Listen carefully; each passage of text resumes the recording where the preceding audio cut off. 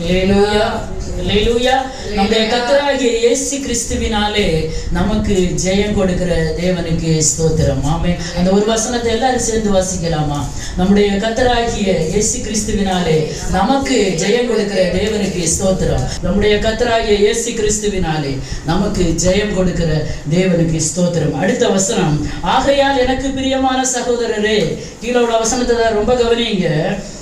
ஜெயம் கொடுக்கிற தேவனுக்கு ஸ்தோத்திரம் என்று சொல்லிவிட்டு அப்போஸ்தலனாகிய பவுல் கீழே என்ன சொல்றாருன்னா, எனக்கு பிரியமான சகோதரரே, கர்த்தருக்குள் நீங்கள் படுகிற பிரயாசம் விருதாவா இராதென்று அறிந்து. அப்போ ஒரு ஜெயம் வேணும்னா ஒரு பிரயாசம் வேணும். வேணுமா வேண்டாமா? பிரயாசம் வேணும். பவுல் நட்டாலும் அப்பல்லோ நீர் பாய்ச்சினாலும் விளைய செய்கிறவர் கர்த்தர். நடனம், அதனால நடாம இருக்கக்கூடாது. நடனம், நீர் பாய்க்க வேண்டிய இடத்துல நீர் பாய்க்கணும். நம்ம சைட்ல எதெல்லாம் நம்ம செய்யணுமோ, நம்ம வாழ்க்கை முறைகள் 2025 போட்டு அதை விட்டுருங்க. ஆமே, 2026க்கு வந்தாச்சு. புதிய தீர்மானங்கள் எடுங்க. தீர்மானம்னு சொன்ன உடனே ஏதோ இஷ்டத்துக்கு வாய்க்கு வந்தது மாதிரி எடுக்க வேண்டாம். நம்மளால முடிஞ்சதை செய்வோம். அல்லேலூயா. கர்த்தருக்காக வாடுவேன். இனி ஒரு வாழ்க்கை ஆவியோடு உண்மையோடு கர்த்தரை ஆராதிப்பேன். ஆண்டவருடைய வார்த்தைக்கு கீழ்ப்படிவேன். ஆண்டவரே, விசுவாசத்தை என்னில் வர்த்திக்க பண்ணுங்கப்பா. என் விசுவாசம் குறைக்குது ஆண்டவரே. பல நேரத்தில் நான் சோர்ந்து போகிற அனுபவங்கள் உண்டப்பா. அல்லேலூயா. ஏதோ ஒன்று கிடைக்காத உடனே ரொம்ப சோர்ந்து போகிறோமே. ஆண்டவரே, என்னுடைய விசுவாசம் குறைவு. என் விசுவாசத்தை நீங்க வர்த்திக்க பண்ணுங்க ஆண்டவரே. நாங்கள் படுகிற பிரயாசம், அல்லேலூயா, எத்தனையோ பிரயாசப்படுகிறோம். பிரயாசப்பட்டோம், ஒண்ணுமே இல்லை. ராப்பகலா உழைக்கிறோம், ஏன் ஒன்றும் இல்லை. அல்லேலூயா. கர்த்தர் ஜெயம் தருகிற தெய்வம் தான். ஏன் நமக்கு ஒன்றும் இல்லை? கீழே வாசிச்சிங்கன்னா, உறுதிப்பட்டவர்களாயும் அசையாதவர்களாயும் கர்த்தருடைய கிரியையிலே எப்பொழுதும் பெருகுவீர்களாக. ஒரு தேவ பிள்ளை உறுதியா இருக்கணும். ஆமென். அல்லேலூயா. கர்த்தர் எனக்கு இதை செய்வார். ஆமென். இதை செய்வார். அவர் சொன்னதை செய்வார். அதை நம்ம சொல்லிட்டு விட்டுறோம். என்ன ஈஸியா பாடி விடுறோம் இல்லையா? நம்மளால ஒரு வார்த்தை சொன்னதை செய்ய முடியுதா? பிள்ளைகள்கிட்ட பல விஷயங்களை நம்ம சொல்றோம். கர்த்தரிடத்துல பல காரியங்களை எடுக்கிறோம். ஏதோ வருஷத்துல ஆரம்பத்துல மட்டும் கர்த்தர்கிட்ட பொருத்தனை பண்ணாதுங்க. ஒவ்வொரு நாளும் தேவ சமூகத்துல நம்ம ஒரு வசனத்தை வாசிக்கிறோம். ஆபத்து காலத்துல என்னை நோக்கி கூப்பிடு, நான் உன்னை விடுவிப்பேன், நீ என்னை மகிமைப்படுத்துவ. அதுக்கு முன்னே ஆண்டவர் என்ன சொல்றாரு? நீ உன்னதமானவருக்கு உன் பொருத்தனைகளை செலுத்தி ஆபத்து காலத்துல நீ என்ன நோக்கி கூப்பிடு. அந்த வசனம் எடுத்தீங்களா? யாராவது வாசிங்க பார்க்கலாம். நீ தேவனுக்கு ஸ்தோத்திர பலியிட்டு உன்னதமானவருக்கு உன் பொருத்தனைகளை செலுத்தி ஆபத்து காலத்தில் போதும். நீ தேவனுக்கு ஸ்தோத்திர பலியிட்டு உன்னதமானவருக்கு உன் பொருத்தனைகளை செலுத்தி அதுக்கப்புறம் ஆபத்து காலத்துல என்ன நோக்கி கூப்பிடு. ஒரு நிபந்தனை இல்லாம வேதத்துல எந்த ஆசீர்வாதமும் இல்லை. முதல்ல ஆண்டவருக்கு ஸ்தோத்திர பலி எடுங்க, கர்த்தரை மகிமைப்படுத்துங்க. அடுத்து உங்களால முடிஞ்ச பொருத்தனைன்னா பணம், காணிக்கை, பொண்ணு, பொருள்னு நினைக்காதுங்க. நம்ம திராணிக்கு மிஞ்சி எதையும் நினைக்காதுங்க. ஒரு மணி நேரம் ஜெபிக்கீங்களா? ஆத்மாக்களுக்காக தரப்பில் நிற்கிறீங்களா? அது ஒரு பொருத்தனை தான். அல்லேலூயா. ஆண்டவரை ஆராதிக்க தவறாம வருவேன், ஒரு பொருத்தனை தான். அல்லேலூயா. கர்த்தருக்காக வாழுவேன், ஒரு பொருத்தனை தான். அல்லேலூயா. இனி உள்ள ஜீவகாலம் எல்லாம் ஆவியோடு உண்மையோடு கர்த்தரை ஆராதிப்பேன், ஒரு பொருத்தனை தான். மிஞ்சி செலுத்தணும்னா செலுத்துங்க. உங்களால முடிஞ்சா. நீ நேர்ந்து கொண்டதை செய்ய முடியாம இருந்தேன்னா அது ஒரு பாவம். நேர்ந்து கொண்டதை முடிஞ்சா செய்யணும், செய்ய முடியாததை நேர்ந்து கொள்ளக்கூடாது. அப்போ ஸ்தோத்திர பலியிட்டு உன்னதமானவருக்கு பொருத்தனையை செலுத்தி அதுக்கப்புறம் ஆபத்து காலத்துல என்ன நோக்கி கூப்பிடு, நான் உன்னை விடுவிப்பேன், நீ என்ன மகிமைப்படுத்துவா என்று வேதம் சொல்கிற. இங்கேயும் கர்த்தர் நமக்கு ஜெயம் கொடுக்கிற தேவன். ஆனா ஒண்ணு என்ன, கர்த்தருடைய காரியத்துல உறுதியா இருக்கணும். ஆமே, எதுல எல்லாம் ஒரு தேவ பிள்ளை உறுதியா இருக்கணும் என்று ஒரு 7 காரியங்களை மிக வேகமாக சொல்லி நான் முடிக்க ஆசைப்படுகிறேன். வாசிக்கலாம். ஏசாயா 26வது அதிகாரம் அதனுடைய 3வது வசனத்தை ஒருத்தர் வாசிங்க. இன்னொருத்தர் ரூத் 1ஆம் அதிகாரம் 18. உறுதியாக பற்றிக்கொண்ட மனதுடையவன் உண்மையே நம்பி இருக்கிறபடியால் நீர் அவனை பூரண சமாதானத்துடன் காத்துக்கொள்வீர். அல்லேலூயா, அல்லேலூயா. உண்மை உறுதியாய் பற்றி கொண்ட. முதலாவது கர்த்தரை உறுதியா பற்றி கொண்டீங்கன்னா கர்த்தர் நமக்கு ஜெயத்தை தருவார். ஆமென். எந்த சூழ்நிலையில கர்த்தரை உறுதியா பற்றி கொள்ளுங்க. நான் தைரியமா சொல்லுவேன், எங்க வாழ்க்கையில 2023 எங்க பிள்ளைய நாங்க இழந்தோம். அந்த நேரத்தில் எல்லாரும் நினைச்சாங்க இதோட சாப்டர் க்ளோஸ், இனி இவங்க ஆண்டவர் சமூகத்தில் வருவாங்களா, ஆராதிப்பாங்களா, இனிமே இவங்க காரியம் சுக்கு நூறா போனது, இதெல்லாம் உடஞ்சி போச்சு, நொறுங்கி போனோம், எல்லாம் இருண்ட வாழ்க்கை. ஆனா அந்த நேரத்தில் என் கர்த்தருடைய அன்பை விட்டு எங்களை பிரிக்கல. அப்போஸ்தலனாகிய பவுல் சொல்லுகிறார், கிறிஸ்துவின் அன்பை விட்டு என்னை பிரிப்பவன் யார்? உபத்திரவமோ, போராட்டமோ, வறுமையோ, வியாகுலமோ, அல்லேலூயா, நாசமோசமோ, நிர்வாணமோ, பசியோ, பஞ்சமோ, பட்டினியோ, மரணமோ, எதுவானாலும் ஒரு தேவ பிள்ளையை கிறிஸ்துவின் அன்பை விட்டு என்ன செய்யக்கூடாது, பிரிக்கக்கூடாது. முதல்ல தீர்மானம் எடுங்க, ஆண்டவரே 2026 எனக்கு அனுமதிக்கப்பட்ட பாதை உங்களுக்கு தான் தெரியும்ப்பா. என்னென்ன பாதை வச்சிருக்கீங்கன்னு எனக்கு தெரியாது. ஹல்லேலூயா. எனக்கு தெரியாது, ஆனா உங்களுக்கு தெரியும். நீங்க என் கரத்தை பிடிச்சு நடத்துங்க, நான் உறுதியா இருப்பேன். கர்த்தரை உறுதியா பற்றி கொள்ளுங்க முதல்ல. ஆமென். ஹல்லேலூயா. கர்த்தர் ஜெயம் தரணும்னா கர்த்தரை விட்டுறாதுங்க. சூழ்நிலை கடுமையா இருக்கலாம், கர்த்தரை விட்டுறாதுங்க. கடுமையான சூழ்நிலையில பரிசுத்தவான்கள் எப்படி உறுதியா இருந்தாங்கன்னு தான் ஒரு 7 காரியங்களை நான் சொல்ல போறேன். எல்லாருக்கும் தெரிஞ்சதுதான், ஆனாலும் இந்த வருஷத்தின் ஆரம்பத்துல அதை நினைப்பூட்ட நான் விரும்புகிறேன். ஹல்லேலூயா. ரூத்தின் புஸ்தகம் 1வது அதிகாரம், ரூத்தின் சரித்திரம் 1:18 கூட வாசிங்க பார்க்கலாம். ரூத் 1:18. அவள் தன்னோட வர மன உறுதியா இருக்கிறதை கண்டு அப்புறம் அதை குறித்து அவளோட ஒன்றும் பேச. 16வது வசனம். அதற்கு ரூத்து, நான் உம்மை பின்பற்றாமல் உம்மை விட்டு திரும்பி போவதை குறித்து என்னோட பேச வேண்டாம். நீர் போகும் இடத்துக்கு நானும் வருவேன், நீர் தங்கும் இடத்திலே நானும் தங்குவேன். உம்முடைய ஜனம் என்னுடைய ஜனம், உம்முடைய தேவன் என்னுடைய தேவன்.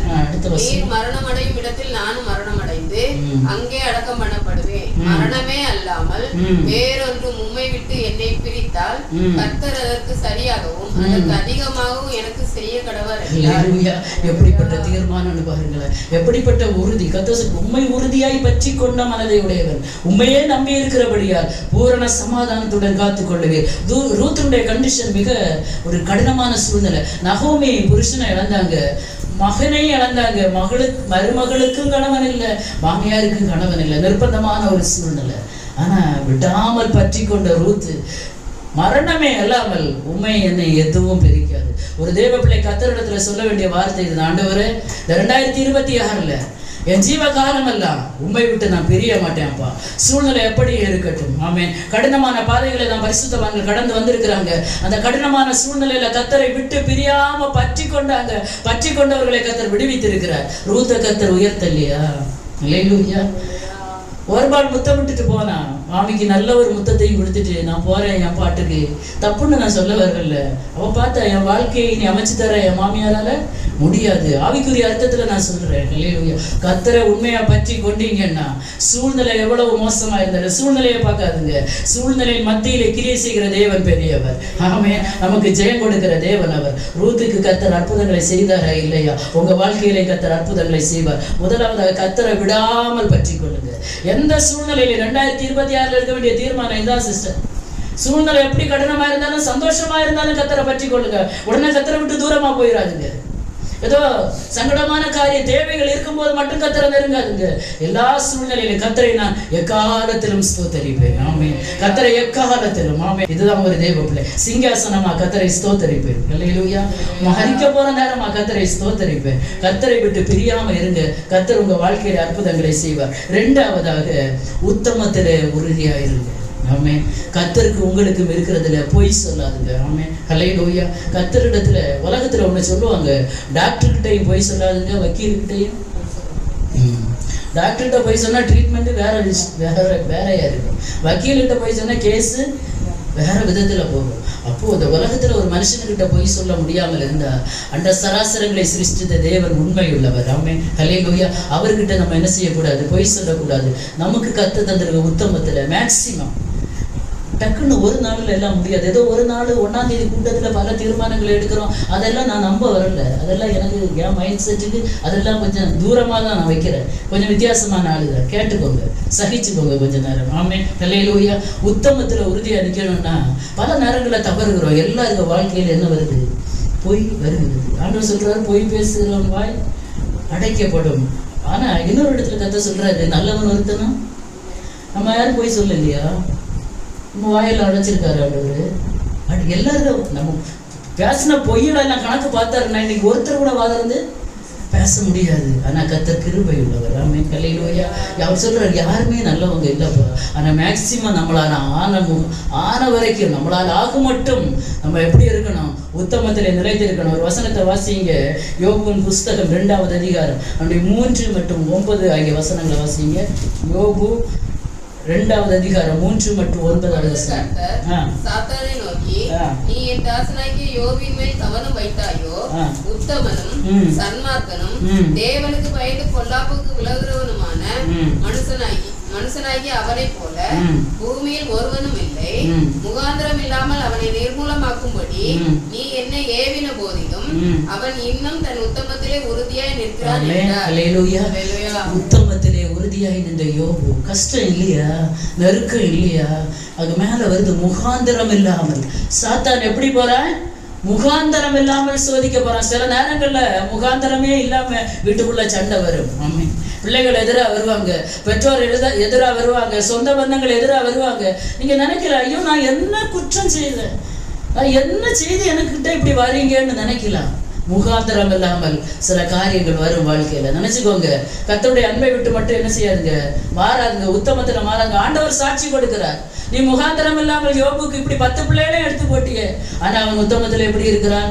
உறுதியா இருக்கிறான். அதனுடைய 9வது வசனத்தை வாசிங்க. அப்பொழுது அவன் மனைவி அவனை பார்த்து, நீர் இன்னும் உம்முடைய உத்தமத்திலே உறுதியாய் நிற்கிறீரோ, தேவனை தூசித்து ஜீவனை விடும் என்றார். இதை விட கொடுமை இனி ஏதாவது வேணுமா?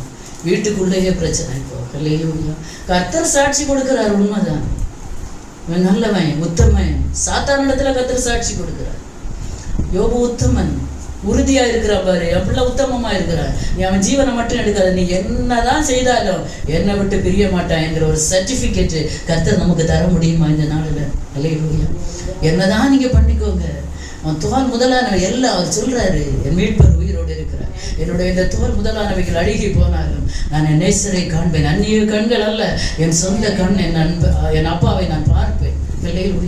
நான் பார்ப்பேன். எல்லாமே போச்சு, நாய் நக்குது பருவ. ஈஸியா சொல்லிட்டு போறோம். காலில் ஒரு புண்ணு வந்தா என்ன பாடுபடுறோம்? உள்ளங்கால் முதல் உச்சம் தலை வரை கொடிய பருக்கள். அதுக்கு முன்னாடி 10 பிள்ளைகளும் போச்சு, சம்பத்தெல்லாம் அழிக்கப்பட்டது. ஒரு மனுஷன் எவ்வளவுதான் சகிப்பானா? முகாந்தரம் இல்லாம தப்பு செய்தா இந்த விஷயம் இல்ல, கர்த்தர் ஒப்பு கொடுத்தார். அவருக்கு தெரியும் இவன் என்ன செய்ய மாட்டான், என்ன மறுதளிக்க மாட்டான். ஆமே, கர்த்தர் நம்ம ஒவ்வொருவரை பார்த்து சொல்லணும், எந்த சூழ்நிலையிலும் நீ என்னமா பண்ணிக்கோ, என் பிள்ளை என்ன விட்டு தூரம் போகாது. அல்லேலூயா. இப்ப மனைவி சொல்ற, இன்னுமா நிக்கிய சொல்லுவாங்க, இன்னுமா பெந்தகோஸ்து சபைக்க போற, போய் அல்லேலூயா கூட்டத்துல சேர்ந்தியா சொல்லுவாங்க. சொல்லட்டுமே, தைரியமா சொல்லுங்க.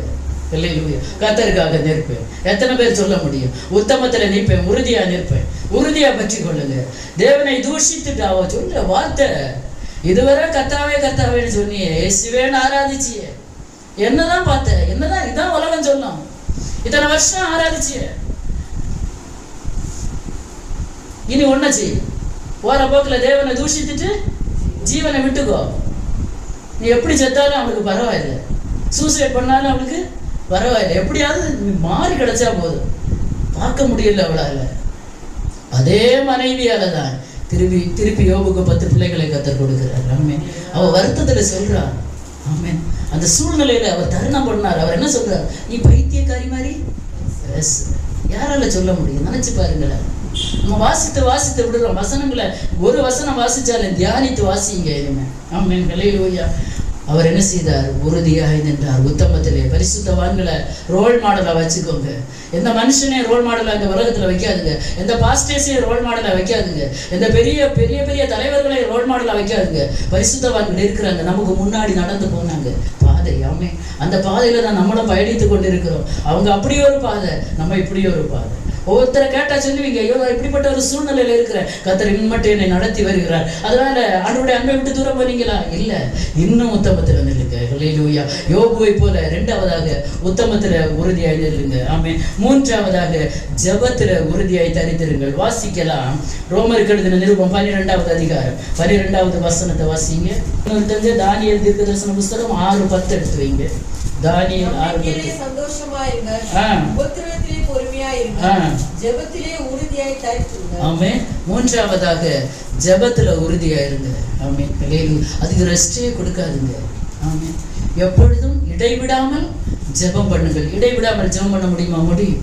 நம்ம என்ன வேலை செய்துட்டு இருந்தாலும் இருதயம் அப்பாவோடு பேசிக்கொண்டு இருக்கட்டும். ஆமென். படுக்கையில தியானிங்க. சங்கீதக்காரனாகிய தாவீது சொல்லுகிறார், படுக்கையிலும் ராஜாமங்களில நான் உம்மை தியானிக்கிறேன். ஆமென். அல்லேலூயா. படுக்கையிலையும் ராஜாமங்களிலையும் கர்த்தரை தியானிங்க. தூக்கம் வர்றது வரைக்கும் ஆண்டவரே ஸ்தோத்திரம் பண்ணிட்டே இருங்க. வேற ஒன்றும் சொல்லண்டா. ஆண்டவரே அப்பா நீ செய்த இல்லை பகல் முழுசு நடத்தினீங்களே, நன்றி ஆண்டவரே. அல்லேலூயா. நம்பிக்கையில என்ன விஷயத்துல நம்பி கொண்டிருக்கிறீங்களோ அதுல சந்தோஷமா இருங்க. உபத்திரவமா பொறுமையா இருங்க. யோபு பொறுமையா இருந்தார். யோபு பொறுமையை குறித்து தான் பைபிள் சொல்லுது இல்லையா? பொறுமையா இருந்தார். ஆனா இழந்ததெல்லாம் கத்த திருப்பி கொடுத்தார். ஆமென், ஹல்லேலூயா. யாரும் நிக்க முடியாது அப்படிங்கிற சூழ்நிலையில. ஏன் இதெல்லாம் பைபிள்ல எழுதி வச்சிருக்குன்னு யோசித்து பார்த்திருக்கீங்களா? ஏன் எழுதி வச்சிருக்கு இதெல்லாம்? நமக்கு சின்ன சின்ன பாடுகள் வருது. இந்த பெரிய மலையை பார்த்தோன்னா நம்ம இதெல்லாம் பனி போல உருகி போகணும். ஹல்லேலூயா. பரிசுத்தவான்கள் இவ்வளவு பெரிய பாடுகளை சகிச்சிருக்காங்களே, அப்பா என் பாடு இது ஒரு பெருசு இல்லை ஆண்டவரே, இதை கடக்க எனக்கு பலனை தாங்க ஆண்டவரே. ஹல்லேலூயா.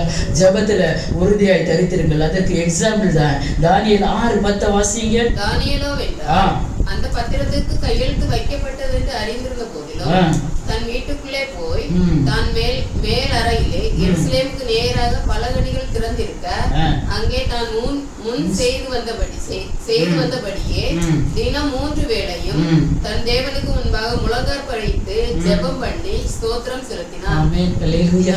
ஜெபத்திலே உறுதியாய் தரித்திருந்த தானியேல் ராஜாவிடத்திலிருந்து கட்டளை பிறக்கிறது. 30 நாள் வரைக்கும் ராஜாவை மட்டும்தான் என்ன செய்யணும்? வணங்கணும். வேற ஏதாவது தெய்வத்தை வணங்கினாலோ ஏதாவது தேவனை பற்றி பேசினாலோ அவன் என்ன செய்யணும்? சிங்கத்துக்கு கவியில போடப்பட வேண்டும். தானியேலுக்கு தெரியாது, தெரியும். தானியேல் ஒரு பிரதானமான ஒரு மந்திரி. அந்த மந்திரி சபையில எல்லாவற்றுக்கும் மேற்பட்டவனாக ராஜா அவனை வைத்திருக்கிறார். ஆனா கூட உள்ளவர்களுக்கு எரிச்சல். ஒரு தேவ பிள்ளைய உலகம் பார்த்து எரிச்சல் தான் படும். எப்படியாவது இவனை விழ தள்ள வேண்டும்னு தான் உலகம் பார்த்து கொண்டே இருக்கும். விசுவாசத்தை விட்டு, கிறிஸ்தவ வாழ்க்கையை விட்டு, மார்க்கத்தை விட்டு, ஆவிக்குரிய நிலைமையை விட்டு தூர தள்ளதான் சத்ரு எத்தனைத்து கொண்டு இருப்பார். இதெல்லாம் தானியேல் கேட்டார், அறிந்தார், எல்லாம் தெரியும். பத்திரத்துக்கு ராஜா என்ன செய்தாச்சு? கையெழுத்து வச்சாச்சு, எல்லா தேசங்களுக்கெல்லாம் அனுப்பியாச்சு. ஆனா தானியேல் செய்தன முன் செய்து வந்தபடியே. ஆமென். முன்ன எப்படி ஜெபம் பண்ணினாரோ பிரச்சனை நேரத்துல, ஆமென், பிரச்சனையா முன்ன ஜெபிச்ச போல ஜெபிங்க. போராட்டமா முன்னாடி ஜெபிச்ச மாதிரி ஜெபிச்சு பாருங்களேன். விடுதலை உண்டா இல்லையா? போட்டாங்க சிங்க கபீர. ஏன் கத்தரால காப்பாற்ற முடியாதா தானியேலை? சிங்க கபீர போடாம காப்பாற்றி இருக்கலாமே. ஜெபிக்க தானே செய்தார். ஏன் சிங்க கபீர போட்டு காப்பாற்றினார் தெரியுமா? இதெல்லாம் நம்ம அறிந்திருக்கணும். ஆமென். எப்படிதான் சிங்கத்தின் கபி நமக்கு வைத்திருந்தாலும் அதன் நடுவில் ஒருவர் வருவார். ஆமென், ஹல்லேலூயா. சிங்கம் சேதப்படுத்தாதபடிக்கு ஜெபிக்கிற ஒரு தேவ பிள்ளை அந்த உலகம் சேதப்படுத்தாதபடிக்கு, சத்ரு சேதப்படுத்தாதபடிக்கு பாதுகாக்கிற ஒரு தெய்வம் உண்டு என்பதை அறியும்படியாக தான் கர்த்தர் சில நிலைமைகளை வாழ்க்கையில அனுமதிக்கிறார். சில போராட்டங்களை வாழ்க்கையில கர்த்தர் அனுமதிக்கிறார் என்பதை மறந்து விடாதுங்க. அதிலிருந்து காப்பாற்ற என் தேவனால முடியும். ஆமென், ஹல்லேலூயா. 3 வேளையும் ஜெபம் பண்ணார்.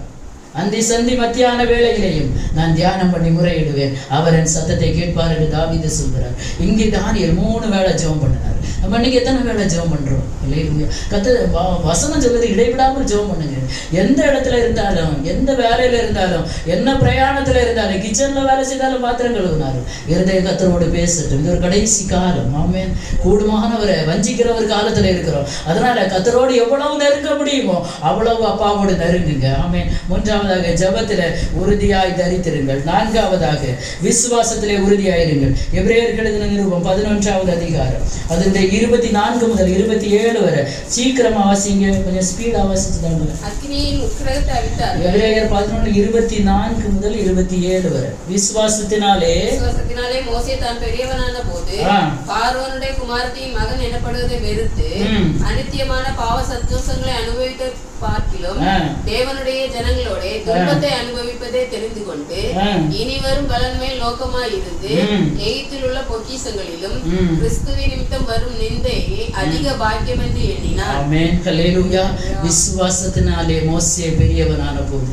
எப்படி மோசே பெரியவனாயிருக்கிறார்? அந்த ஃபர்ஸ்ட் வேர்டை வாசிங்க எல்லாரும். எதுல பெரியவனானா? விசுவாசத்திலே ஒவ்வொரு பிள்ளைகளும் பெரியவங்க ஆகணும், வளரணும். ஆமென். உலக வளர்ச்சி இல்ல, விசுவாசத்துல பெரியவனான போது எகிப்தின் பாவ சந்தோஷங்களை அனுபவிக்குவதை பார்க்கலாம் கிறிஸ்துவின் மக்களோட தன்னுடைய பிள்ளைகளோடு நிந்தையை அனுபவிப்பதை என்ன செய்தான்? பாடுபட தெரிந்து கொண்டான். ஆமென். அறியாமையுள்ள காலங்களை தேவன் காணாதவர் போல் இருந்தார். இப்பொழுதோ மனம் திரும்ப வேண்டும் என்று எல்லா ஜனங்களுக்கும் கர்த்தர் கட்டளையிடுகிறார். ஆமென், ஹல்லேலூயா. தெரியாத காலத்துல அந்நியரா இருந்தோம், ஏதோ பாரம்பரியமா இருந்தோம். ஆனா கர்த்தருடைய அன்பை தெரிந்த பிறகு, கட்டளைகள் கற்பனைகளை தெரிந்த பிறகு அப்படிப்பட்ட பாரம்பரிய கட்டுகள் நம்மை விட்டு உடைக்கப்படணும். மோசே இங்க என்ன சொல்லுகிறார் தெரியுமா? விசுவாசத்தினாலே பெரியவன் ஆன போது பார்வோனுடைய கொட்டாரத்துல வளர்வதை வெறுத்து தள்ளிவிட்டார். பெரிய இடமா வெறுத்து தள்ளிவிட்டார். இது எனக்கு வேண்டாம். நான் எகிப்துல என் பிள்ளைகளோட நான் துன்பத்தை அனுபவிக்கதே அவர் தெரிந்து கொண்டாராம். ஆமென். எதுக்கு தெரியுமா? அநித்தியமான பாவ சந்தோஷங்கள், இந்த உலகத்துல இருக்கிறதான சில சந்தோஷங்கள் அநித்தியமானது. ஆமென். காணப்படுகிறவைகள் எல்லாம் அநித்தியமானது, காணப்படாதவைகளோ நித்தியமானது. ஆமென். நம்ம எல்லாம் எதுக்காக ஓடிக்கொண்டிருக்கிறோம்?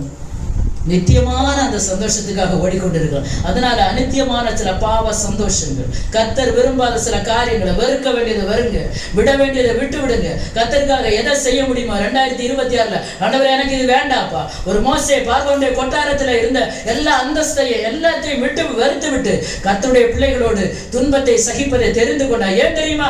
இனி வரும் பலன் மேல் நோக்கமாயிருந்தான். ஆமென். ஹல்லேலூயா. இப்ப இருக்கிறதல்ல, நமக்கு இனிதான் இருக்கிறது மகிமை. அன்னைக்கு ஆண்டவருடைய ராஜ்யத்துல போய் நிற்கும் போது எனக்கு யாரும் சொல்லி தரல, ஆண்டவருடைய வார்த்தை எனக்கு தெரியாது என்று சொல்ல முடியாது. ஆமென். ஹல்லேலூயா. எல்லாம் தெரிந்த தெய்வ பிள்ளைகள். சிலதை விடுங்க, வெறுக்க வேண்டியதை வெறுங்க, கர்த்தருக்காக எதை செய்யணுமோ அதை செய்யுங்க. ஆமென். ஹல்லேலூயா. கிறிஸ்துவின் நிமித்தம் வரும் நிந்தையை பாக்கியம் என்று எண்ணினார்.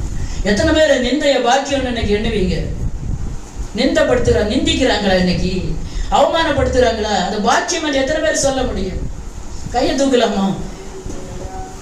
நிந்தைதான் அது பாக்கியம். இனிமே சொல்லுங்க, இனிமே சொல்லலாமா? நிந்தை பாக்கியம். கையை தூக்கலாமா? கிறிஸ்துவ நிமித்தம் நிந்தை வருது, ஆராதிக்க வருகிறதுக்கு நிந்தைன்னு சொல்றாங்க. ஹல்லேலூயா. பல காரியங்களை நான் எல்லாத்தையும் எக்ஸ்பிளைன் பண்ண விரும்பல. பல காரியங்கள்ல ஐயா பார்த்தா மூஞ்சி பார்த்தா எப்படி இருக்கு? பெந்தகோஸ்காரி இருக்கட்டும், ரொம்ப சந்தோஷம். பெந்தகோஸ்காரின்னு சொல்லி ரொம்ப சந்தோஷப்படுறது. ஆமென். ஹல்லேலூயா. ஒரு நாள் ஆண்டவருடைய அப்பா ராஜ்யத்துல போய் நிற்கும் போது வலது பக்கத்துல நிக்கிறவங்களை பார்த்து அப்பா சொல்லுவார், என் பிதாவினால் ஆசீர்வதிக்கப்பட்டவர்களே, நான் உங்களுக்காக ஆயத்தம் பண்ணி வைத்திருக்கிறதான அந்த நித்திய ராஜ்யத்துக்குள் பிரவேசியுங்கள். இடது பக்கத்துல ஒரு கூட்டம் நிற்கும், நம்மளை இன்னைக்கு நிந்திப்பாங்க, துஷிப்பாங்க. இன்னும் பாரு அல்லேலூயா கூட்டம் பைபிளை தூக்கிட்டு போகுது. இன்னைக்கு வசனத்துக்கு கீழ்ப்படிய மனம் இல்லை, நாளைக்கு இடது பக்கத்துல நிற்கும் ஒன்னும் செய்ய முடியாது. கர்த்தர் பார்த்து சொல்வார், சபிக்கப்பட்டவர்களே, பிசாசுக்காகவும் அவன் தூதர்களுக்காகவும் ஆயத்தம் பண்ணி இருக்கிற நித்திய நரகம், நித்திய மோட்சமா நித்திய நரகமா, உலகத்துல உயிரோடு இருக்கும் போதே தெரிந்தெடுங்க. ஆமென். கிறிஸ்துவின் நிமித்தம் வர நிந்தை பாக்கியம்.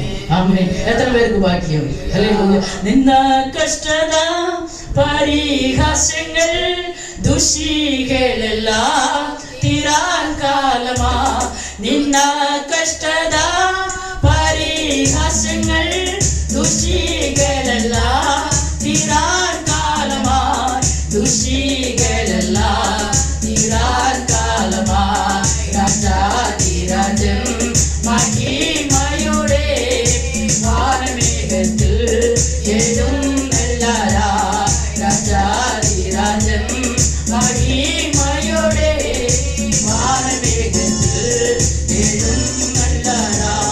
ஹல்லேலூயா. மோசே நிந்தையை ஏற்றுக்கொண்டார். மோசே கர்த்தர் என்ன செய்தார் தெரியுமா? அந்த பார்வோனிடத்திலிருந்து எகிப்திலிருந்து இஸ்ரவேல் ஜனங்களை மீட்டு கொண்டு வரும்படியான ஒரு பெரிய பொறுப்பை கொடுத்தார். எந்த மனுஷனால செய்ய முடியாத பெரிய காரியங்கள். மோசேயை போல கர்த்தரோடு முகமுகமாய் பேசின ஒரு மனுஷன் பூமியில இருந்ததில்லை, இனி வரப்போறதும் இல்லை. ஆமென். நிந்தையை தெரிந்து கொண்டவர், கர்த்தருக்காக சகித்தவர். இன்னைக்கு சகிக்கிறீங்களா? பூமியில நீங்க தான் பாக்கியவான்கள். ஆமென். கர்த்தர் ஒரு நாள் அறிக்கையிடுவார், தூதர்களுக்கு முன்பாக, கோடானு கோடி தூதர்களுக்கு முன்பாக, பரிசுத்தவான்களுக்கு முன்பாக சொல்லுவார், எனக்காக நிந்தைகளை பட்ட அவமானங்களை சகித்த பிள்ளைவா கர்த்தர் கொண்டு வருவார். ஆமென். ஜீவ கிரீடம் யாருக்கு? சோதனையை சகிக்கிற மனுஷனுக்கு தான் ஜீவ கிரீடம். அதுவும் அவன் உத்தமன் என்று விளங்கின பின்பு கர்த்தர் தான் வாக்குத்தத்தம் பண்ணன ஜீவ கிரீடம். எல்லாருக்கும் ஜீவ கிரீடம் கிடைக்கும்னு ஆசைப்பட வேண்டாம். கஷ்டப்பட்டு சோதனையை சகிச்சு சகிச்சு அதுல எல்லாம் ஜெயமெடுத்து வரீங்கன்னா ஒரு நாள் வருவார் ராஜாதி ராஜா. அந்த ஜீவ கிரீடத்தை நம்ம தலையில வைக்க அந்த நேரம் அது நினைச்சு பார்த்தாலே ஹல்லேலூயா.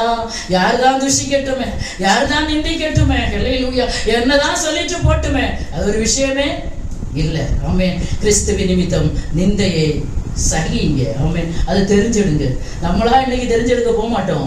ஆனா கிறிஸ்துவின் நிமித்தம் சில நிந்தைகள் நம்ம தேடி வரும்போது சோர்ந்து போகாதுங்க. ஆமென். ஹல்லேலூயா. அதனால விசுவாசத்துல உறுதியா இருங்க. ஆமென். ஹல்லேலூயா. மோசே விசுவாசத்துல உறுதியா இருந்தார். விசுவாசத்துல உறுதிக்கு அநேக வசனம் இருக்கிற நேரம் இல்லை, நான் விட விரும்புகிறேன். 5ஆவதாக ஒரு வார்த்தையை வாசிங்க. உபதேசத்துல உறுதியா இருக்கு. அப்போஸ்தலர் நடவடிக்கைகள் 2வது அதிகாரம் 41, 42 ஆகிய வசனங்களை வாசிங்க. விசுவாசிகள் எல்லாரும் ஒருவித 41 அவருடைய வார்த்தையை சந்தோஷமாய் ஏற்றுக்கொண்டவர்கள் ஞானஸ்நானம் பெற்றார்கள். அன்றைய தினம் ஏறக்குறைய 3000 பேர் சேர்த்துக் கொள்ளப்பட்டார்கள். அவர்கள் அப்போஸ்தலருடைய உபதேசத்திலும் அந்யோன்யத்திலும் அப்பம் விட்டுதலிலும் ஜெபம் பண்ணுதலிலும் உறுதியாய் பேதுருவுடைய ஒற்றை பிரசங்கம், ஒரே மெசேஜ்ல, ஒரே பிரசங்கத்துல எத்தனை பேர் ரட்சிக்கப்பட்டாங்க? எத்தனை பேர் ரட்சிக்கப்பட்டாங்க? 3000 பேர் ரட்சிக்கப்பட்டாங்க. அத்தனை பேர் என்ன செய்தாங்க? அன்றைய தினமே ஞானஸ்நானம் எடுத்தாங்க. ஆமே, தாமதிக்க வேண்டாம். ஞானஸ்நானம் எடுக்காத பிள்ளைங்க ஞானஸ்நானம் எடுக்க என்ன செய்ய வேண்டாம்? தாமதிக்க வேண்டாம். ஆமே, அன்னைக்கே எடுத்தாங்க ஞானஸ்நானம். அவர்கள் அப்போஸ்தலருடைய உபதேசத்திலும் இந்த வேத சத்திய உபதேசத்துல இன்னைக்கு சபைக்கு சபை ஒரு உபதேசம் வைத்திருக்கிறது. ஞானஸ்நானம் உண்டுன்னு ஒரு சபை போதிக்கிறது, இல்லைன்னு ஒரு சபை போதிக்கிறது. ஆமே, இப்படிதான் எடுக்கணும்னு ஒரு சபை போதிக்கிறது, இப்படிதான் எடுக்கணும்னு ஒரு சபை போதிக்கிறது. இயேசு சொல்கிறார், நமக்கு மாதிரியை காட்டினார். ஆமே, யோர்தான் ஆற்றில யோவான் ஸ்நாபகனால கிறிஸ்து நமக்கு முன் மாதிரியா இருக்கிறார். எந்த மனுஷனை பார்க்க வேண்டாம், இறங்கினார், மூழ்கி ஞானஸ்நானம் எடுத்தார். பிதா குமாரன் பரிசுத்த ஆவிய நாமத்தினால ஞானஸ்நானம் எடுத்து கரை ஏறின உடனே பரலோகம் அவருக்கு திறக்கப்பட்டது. ஆமென், ஹல்லேலூயா. தாமதிக்க வேண்டாம் தேவ பிள்ளைகளே, கர்த்தருடைய வருகை சீக்கிரம். ஒருவன் மறுபடியும் பிறவாவிட்டால் தேவனுடைய ராஜ்யத்துல பிரவேசிக்கவும் மாட்டான். இன்னொரு வசனத்துல, ஒருவன் மறுபடியும் பிறவாவிட்டால் தேவனுடைய ராஜ்யத்தை காண மாட்டான். ஆமென், ஹல்லேலூயா. இது நம்ம சொல்ற வார்த்தையில பெந்தகோஸ்துக்காரர்களுக்குள்ள உபதேசம் அல்ல, வேத சத்தியம். ஆமென், ஹல்லேலூயா. ஞானஸ்நானம் பெற்றார்கள். ஆமென், 3000 பேர் சேர்த்துக் கொள்ளப்பட்டார்கள் ஒரே நாளில். எவ்வளவு பெரிய ஆச்சரியம்! அப்பேற்பட்ட ஒரு எழுப்புதல் இன்னைக்கு தேசத்துல வரணும். ஆமென், ஹல்லேலூயா. அவர்கள் அப்போஸ்தலருடைய உபதேசம், அது ஒரு பெரிய சாப்டர், பேச டைம் இல்லை. ஹல்லேலூயா. அது அந்த வேத சத்தியம், அப்பம் விற்குதல், திருவிருந்து ஆராதனை. ஆமென், ஹல்லேலூயா. ஜெபம் பண்ணுகிறதுல எல்லாம் உறுதியாய் தரித்திருந்தார். உறுதியாய் இருங்க. எது எடுத்தாலும் எல்லாத்துலயுமே எப்படி இருங்க? உறுதியாய் கர்த்தரோடு இசைந்திருங்க. விசுவாசத்துல உறுதியாயிருங்க. ஆமே, ஆபிரகாம் உறுதியா இருந்தார் இல்லையா? பையன் கேட்டான், அப்பா விறகு இருக்குதாப்பா, நெருப்பு இருக்குதாப்பா, பலிக்கு ஆடுங்கப்பா, கர்த்தர் பார்த்து கொள்வார். யெகோவா ஈரே, கர்த்தர் பார்த்து கொண்டாரா? உறுதியா இருந்தார், கர்த்தர் பார்த்து கொண்டார். ஆமே, ஹல்லேலூயா. உங்களுக்கானதை கர்த்தர் பார்த்து கொள்வார். ஆனா விசுவாசத்துல உறுதியா இருங்க. விசுவாசத்தை விட்டு விடாதுங்க. ஆண்டவரே, நீங்க எனக்கு இதை செய்யணும்ப்பா, செய்வீங்க. இப்படியே சொல்லுங்க, ஆண்டவரே நீங்க எனக்கு இதை செய்வீங்கப்பா, செய்ததுனால ஸ்தோத்திரம். இந்த கடன் லட்சமா எழுதி வைங்க, இதெல்லாம் அடைச்சதுனால ஸ்தோத்திரம் டெய்லி பண்ணுங்க. ஆமே, அதை பத்தி வேதனைப்படாதுங்க. எல்லாத்தையும் ஒரு பேப்பர்ல யார் யாருக்கு என்ன கொடுக்கணுமோ எழுதுங்க. எழுதி மேல கையை வச்சுட்டு, ஆண்டவரே இது கொடுத்தபடியால ஸ்தோத்திரம். விசுவாச அறிக்கை எடுங்க, நடக்குதா இல்லையான்னு பார்ப்போமே. ஆமா, ஏன்னா முன்னோர்கள் அப்படி செய்திருக்காங்க. செய்ததை கர்த்தர் என்ன செய்திருக்கிறார்? அங்கீகரித்து அப்படியே செய்திருக்கிறார். அவர் சொல்றாரு, ஈசாக்க தான் கொண்டு போறாரு. ஆனா சொல்றாரு, யெகோவா ஈரேப்பா, கர்த்தர் பார்த்துக்கோ. மனசுக்குள்ள எப்படி இருந்திருக்கும்? நீதான் சாக போற. ஆமே, ஹல்லேலூயா. ஆனா அவரு வேலைக்காரர்களை நிறுத்திட்டு ஒரு வார்த்தை சொல்வார், நீங்க இங்க இருங்க, நானும் பிள்ளையாண்டானும் கர்த்தருக்கு பலி செலுத்தி விட்டு திரும்பி வருவோம். நானும் பிள்ளையாண்டானும் திரும்பி வருவோம். விசுவாச அறிக்கையிட முடியுமா நம்மளால? ஹல்லேலூயா. தேவ சமூகத்துல விசுவாசத்துல உறுதியாயிருங்க. ஆமென், ஹல்லேலூயா. 5வதாக உபதேசத்துல உறுதியாயிருங்க சொன்னேன். 6வதாக அழைப்புல உறுதியாயிருங்க. 2 பேதுரு 1:10 வசனத்தை வாசிங்க, சீக்கிரம் வாசிங்க. 2 பேதுரு 1:10. ஆகையால் சகோதரரே, உங்கள் அழைப்பை தெரிந்து கொள்ளுதலையும் உறுதியாக்கும்படி ஜாக்கிரதையாயிருங்கள். இவைகளை செய்தால் நீங்கள் ஒரு கால் இடறுவதில்லை. எதுக்காக அழைக்கப்பட்டீங்களோ? ஆமென், தேவ பிள்ளைகளை எல்லாரும் அழைக்கப்பட்டவங்க தான். ஊழியம் செய்யவங்க மட்டும் இல்லை, அழைக்கப்பட்டவங்க. கர்த்தரை ஆராதிக்கிற ஒவ்வொரு தேவ பிள்ளைகளும் கர்த்தரால் முன்குறிக்கப்பட்டவங்க. எவர்களை முன்னறிந்தாரோ அவர்களை முன்குறித்திருக்கிறார். எவர்களை முன்குறித்திருக்கிறாரோ அவர்களை அழைத்திருக்கிறார். அழைத்தவர்களை நீதிமான்களாக்கி இருக்கிறார். நீதிமான்களாக்கி மகிமைப்படுத்துகிற தேவன். உங்க அழைப்பு என்ன என்பதை புரிஞ்சுக்கோங்க. ஆமென். தேவ சமூகத்துல தெரியல, நான் காத்துருங்க. ஆண்டவர் என்னை கொண்டு என்ன செய்ய விரும்புகிறீங்க? ஆத்ம ஆதாயம் செய்யணுமா? சபைக்காக நான் என்ன செய்யணும் ஆண்டவர்? ஜெபிக்கணுமா 1 மணி நேரம்? ஹல்லேலூயா. நான் என்ன செய்யணும் ஆண்டவர்? எதுக்காக என்ன அழைச்சிங்கப்பா? எதுக்காக இந்த கிறிஸ்தவ மார்க்கத்துக்குள்ள என்ன கொண்டு வந்தீங்க? எதற்காக இந்த ஆவிக்குரிய வட்டாரத்துக்குள்ள என்ன கொண்டு வந்தீங்க ராஜா? நான் சும்மா இருக்க விரும்பல ஆண்டவரே, என் நேரத்தை வீணா கழிக்க விரும்பல ஆண்டவரே. அழைப்பில உறுதியா இருங்க. கடைசியா 7வதாக உன்னை சொல்லி முடிக்க விரும்புகிறேன். ஹல்லேலூயா, ஹல்லேலூயா. 7வதாக தீர்மானத்துல உறுதியா இருங்க. கடைசியா அது இடையில நான் சொல்லிட்டேன். ஹல்லேலூயா. 7வதாக எடுத்த அத்தனை தீர்மானத்துல கர்த்தரை விட்டு பிரியாம இருங்க. ஆமென். ஜெபத்துல உறுதியா இருங்க, விசுவாசத்துல இருங்க. ஹல்லேலூயா. நம்பிக்கையில சந்தோஷமா இருக்கு, உபத்திரவமா பொறுமையா இருக்கு, எந்த வார்த்தையும் பேசாதுங்க. கர்த்தர் உங்களுக்காக யுத்தம் செய்வார். குதிரை யுத்த நாடுக்காக ஆயத்தமாக்கப்படும். ஜெயமோ கர்த்தரால வரும், ஜெயம் வரும். ஏன்னா கர்த்தர் தந்திருக்க வார்த்தை அதுதான். ஆமென். முதலாவது 1 கொரிந்தியர் 15:57 நம்முடைய கர்த்தராகிய இயேசு கிறிஸ்துவினாலே நமக்கு ஜெயம் கொடுக்கிற தேவனுக்கு ஸ்தோத்திரம். ஆமென். ஹல்லேலூயா. நம்முடைய கர்த்தர் எல்லாரும் ஒரு விஷயம் கூட சொல்லலாமா? நம்முடைய கர்த்தராகிய இயேசு கிறிஸ்துவினாலே நமக்கு ஜெயம் கொடுக்கிற தேவனுக்கு ஸ்தோத்திரம். கர்த்தர் நமக்கு ஜெயத்தை தருவார். எல்லாரும் முழங்கால் பண்ணிட்டோம். ஒரு நிமிஷம் தேவ சமூகத்துல ஜெபிக்க போறோம். ஹல்லேலூயா. எந்தெந்த காரியத்துல அவரை பற்றி கொள்ளணுமோ, உறுதியாய் நிற்கணுமோ, அந்தந்த காரியத்துல உறுதியாய் நிற்க அர்ப்பணிங்க. ஹல்லேலூயா. ஜெபத்துல உறுதியா இருங்க, விசுவாசத்துல உறுதியா இருங்க, உத்தமத்துல உறுதியா இருங்க சிஸ்டர். கர்த்தர் உயர்த்துவார். ஆமென். கர்த்தரை விட்டு பிரியாம உறுதியா இருங்க. ஹல்லேலூயா. எல்லா காரியத்துல 7 காரியங்களை சொன்னேன்.